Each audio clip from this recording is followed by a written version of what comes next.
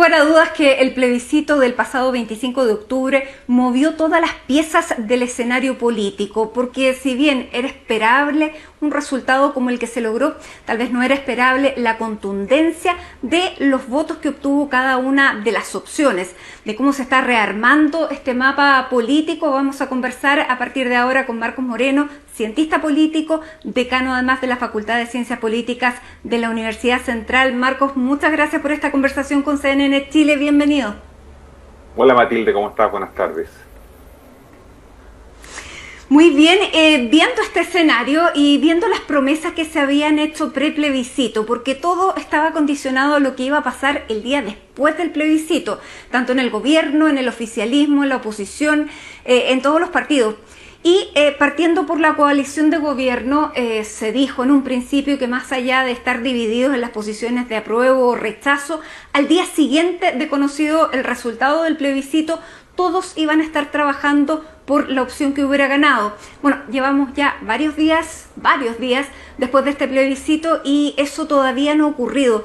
¿Qué fue lo que pasó dentro de Chile Vamos con el gobierno que eso todavía no se materializa? Bueno, yo creo que efectivamente, como tú decías, la política se ha plebiscitado después del 25 de octubre y de alguna manera el efecto del plebiscito sobre las decisiones políticas, sobre cómo enfrentar este escenario post-referéndum, de alguna manera tiene perplejo tanto al gobierno como a la oposición. En el caso del gobierno, Matilde, hay una derrota ideológica importante, ¿no? La contundencia de la opción del apruebo y del mecanismo de la Convención Constitucional, sin ninguna duda, ¿no? Generaron una seria fractura en el oficialismo. Había parte del oficialismo, una muy pequeña todavía, que estaba en la opción del apruebo, pero la gran mayoría del gobierno, la mayor parte de los ministros estaban en la opción del rechazo, y por lo tanto no solamente es que hayan perdido, ¿no es cierto?, frente al plebiscito, sino que hay una derrota ideológica, porque no solo se entregó la Constitución, sino que además, ¿no es cierto?, la contundencia del resultado habla de que las chilenas y los chilenos mayoritariamente quieren un cambio. El gobierno no ha podido sintonizar todavía con esas expectativas de cambio. De alguna manera el nuevo ministro del Interior quizás es una respuesta a ese desafío, porque lo que se instaló también, Matilde, a partir del 25 es un nuevo clivaje, podríamos decir, una nueva fractura en la sociedad chilena. Ya no es la democracia o dictadura, que fue el clivaje durante 30 años, sino que ahora tenemos un clivaje élite-ciudadanía o élite-pueblo, ¿no? De alguna manera se está fraseando esas dos formas.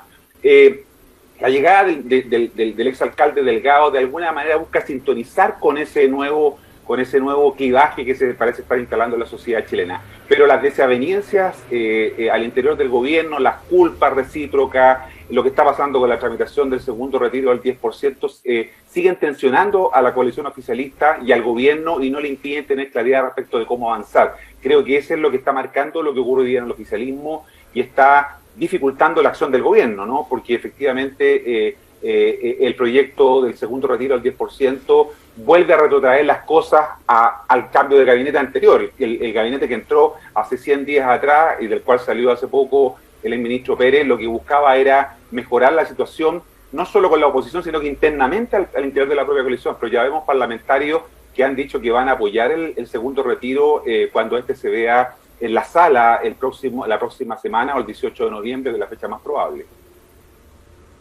Claro, y vamos a ver qué resultado tiene ahí para ver si el gobierno va a cumplir con llevarlo al Tribunal Constitucional, por lo menos así lo anunció. Marcos, y dentro del gobierno, viendo el gobierno, ¿qué posibilidad efectiva tiene el gobierno de gobernar, de liderar alguna posición? Porque efectivamente con las elecciones, porque esto no solamente fue el plebiscito, sino que son todas las elecciones que vienen hacia adelante, y con un gobierno que queda tan debilitado, ya prácticamente no podemos hablar de un pato cojo, el pato ya está prácticamente inválido.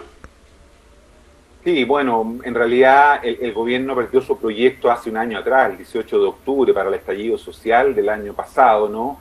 El gobierno perdió todo lo que de alguna manera había ofertado como su programa, como su proyecto político. Desde ese minuto quedó sin proyecto político, luego, ¿no es cierto?, de los meses convulsos que hubieron después del estallido, noviembre, diciembre, ¿no es cierto?, se lograron atenuar con el acuerdo del 15 de noviembre, pero esa situación se mantuvo hasta la irrupción de la pandemia, y ahí entramos en una especie de paréntesis, una especie de burbuja, pero eso vuelve a aparecer en agosto de este año, septiembre, cuando comenzó la desescalada. El gobierno carece absolutamente de un proyecto político, y para gobernar se requiere de tres elementos: se requiere un proyecto de gobierno, se requiere gobernabilidad para ese proyecto y se requiere capacidad de gobierno. Creo que esos tres vértices del triángulo no son hoy día una situación que tenga resuelta el gobierno, y por eso que le cuesta tanto poder avanzar, a pesar de que todavía le quedan 12, 13 meses de gobierno efectivo, ¿no? Donde lo que vemos, como tú dices, es el síndrome instalado del llamado pato cojo, que a lo más, ¿no es cierto?, le va a permitir administrar, pero tiene que sacar adelante algunas cuestiones importantes, como la reforma de pensiones, ¿no? Claro. No podemos esperar a muchas de estas políticas públicas a tener una nueva constitución, que recién la vamos a tener el segundo semestre del año 2022. Por lo tanto, el gobierno no puede ¿tiene quedar injerencia? paralizado. Sí, ¿y tiene injerencia el gobierno hoy sobre sus propios partidos políticos? Ha perdido esa capacidad, por eso que es tan complejo, ¿no es cierto?, lo que está ocurriendo con la coalición, porque evidentemente los parlamentarios, como tú decías, los alcaldes, los concejales están pensando en su reelección, ¿no?, en abril del próximo año y en noviembre en el caso de los parlamentarios. Por lo tanto, los incentivos están en cómo se reeligen estos parlamentarios, estas autoridades del oficialismo, y por lo tanto eso los va a llevar a desentenderse, a dejar un poco solo al gobierno, porque evidentemente van a tener que comenzar a velar por su propia reelección, y para eso necesitan conectar con la ciudadanía, mostrar, ¿no es cierto?, que están conscientes o están atendiendo los problemas de los ciudadanos, y eso los va a llevar a un divorcio todavía más profundo con el gobierno. Ahora, la llegada del ministro Delgado, de Rodrigo Delgado, que es un alcalde que lleva muchísimos años en una comuna bastante clave como es Estación Central, donde ha tenido que tener el dominio sobre carabineros, sobre, digamos, muchos temas de gobernabilidad. ¿Tú crees que finalmente la oposición le hizo un favor al gobierno con forzar este cambio de gabinete? Bueno, yo creo que sí, fíjate, viendo un poco lo que puede pasar con el ministro Delgado, y había cuenta de que el ministro Pérez era un ministro que no estaba, digamos, preparado para enfrentar el desafío de ser ministro del Interior. El ministro del Interior es parecido, el Ministerio del Interior es parecido a un municipio, son 24/7, siempre tienen que estar apagando incendios, resolviendo problemas, y evidentemente un alcalde está más preparado para eso. El ministro Pérez venía de toda la parsimonia, de la lentitud que tenía, ¿no es cierto?, haber sido durante 30 años parlamentario. Es cierto que fue alcalde en el periodo de la dictadura, pero toda su vida política en los últimos 30 años había sido siendo parlamentario, y eso tiene un ritmo distinto. El ritmo del Ministerio del Interior es mucho más intenso. En ese sentido, creo que el exalcalde Delgado puede funcionar mejor, porque además el principal mandante, el principal, digamos, usuario del Ministerio del Interior son los municipios, son los alcaldes, y él tiene una relación evidentemente privilegiada porque viene del mundo municipalista, y creo que por lo tanto podríamos tener alguna esperanza de que puede mejorar, ¿no es cierto?, el tono, la relación desde esta función ahora como ministro del Interior.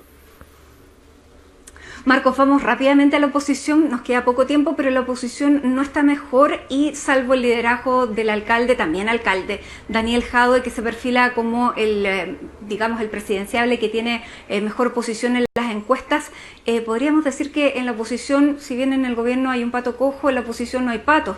¿Qué pasa en la oposición? Que no pueden levantar un líder porque los que tenemos ahora de candidatos son autoproclamados candidatos.